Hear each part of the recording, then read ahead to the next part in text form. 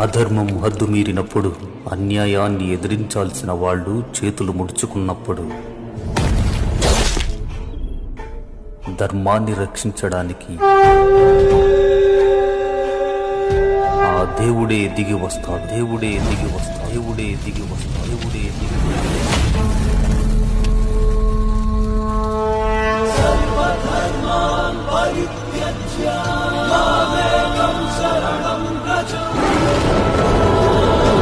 ఆ విష్ణుమూర్తి ఏదో ఒక అవతారం ఎత్తి ధర్మాన్ని రక్షిస్తాడు. దుష్ట శిక్షణ, శిష్ట రక్షణే ప్రతి అవతారంలోని ఆంతర్యం.